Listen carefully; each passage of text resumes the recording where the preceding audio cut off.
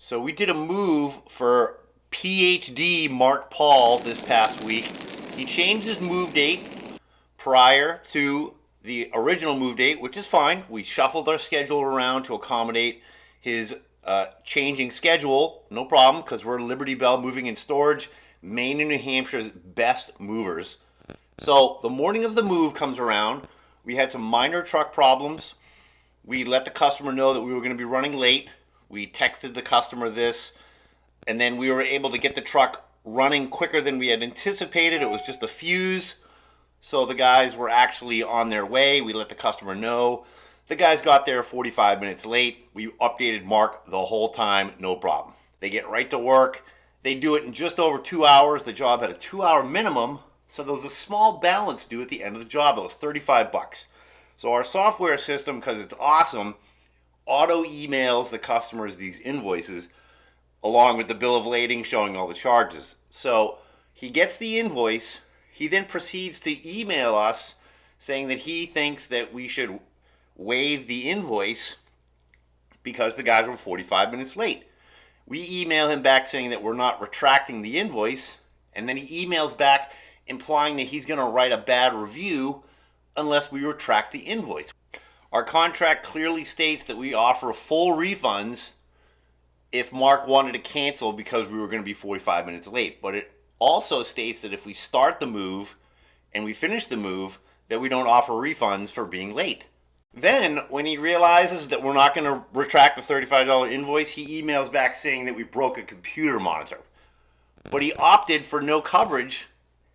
And not only that, is he waived all specialty packing that we would have done had he asked. Once he realizes we're not going to cave to his demands and retract the invoice, like a little 3-year-old child would, he throws a temper tantrum and goes online and writes this ridiculous review on our Google Maps listing.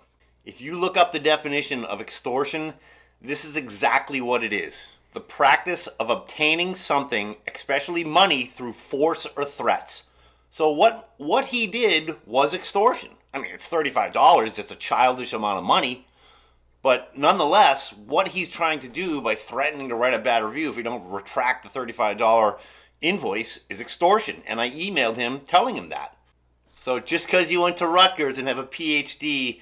doesn't mean you're the sharpest knife in the drawer. But I am shocked that a guy with a Ph.D. from Rutgers would employ mafia-style tactics over a $35 invoice. I mean, come on, dude. Give me a freaking break. So the guys from Mass put his stuff into storage. We moved from storage to a place right outside of Conway. And you wonder why people from New Hampshire call people from Mass massholes. Is because ignorant people from Mass, like this guy, do ignorant stuff like this and move up here and bring all their ignorant bullshit with them. So, dude, I'm from Mass. Stop giving people from Mass a bad name, and if you're going to move up here, just blend in with the rest of the people and stop acting like a overprivileged jerk with a Ph.D. from Rutgers. Just stop.